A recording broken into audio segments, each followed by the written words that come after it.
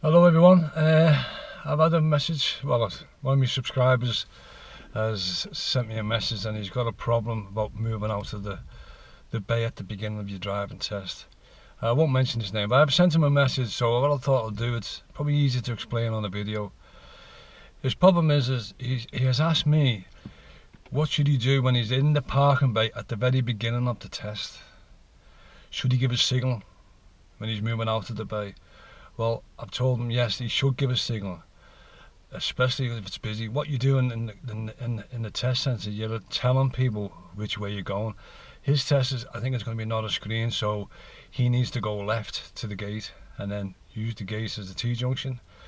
But another thing that I mentioned in the test, sometimes at the beginning of your driving test, the examiner might say to you, what I'd like you to do is drive out the bay, turn the wheels either to the left, to the right, straighten them up, and then reverse into a bay.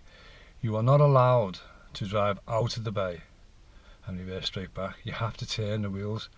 Now, my advice to anyone, if you get this at the very beginning and you're the first person in the car and there's 5 or 6 other cars there, the safest thing is just to wait until there's a safe space.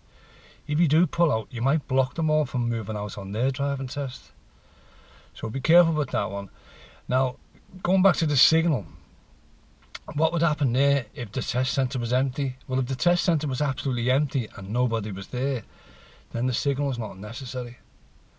So another thing I want to give a tip to as well, it's a number called SOMAD, which is School of Mum and Dad, and what they tend to do is, because they've never been in the test centre before, they will drive into the bay, which means that when whoever they brought along, that means when they start their test, they have to reverse out the bay. So remember this, School of Mum and Dad and friends, if you're taking a friend or a relative to a driving test, make sure that they reverse into the bay so that when the examiner gets in, they're going to drive out of that bay.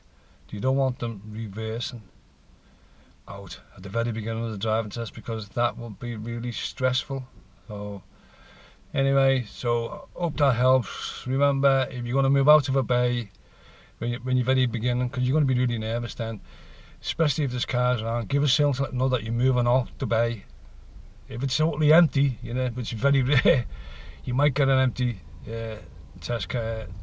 So when I say test, the test centre car park might be empty, but it's very rare, so you generally need to give them a signal to let them know that you're going to move out of the bay.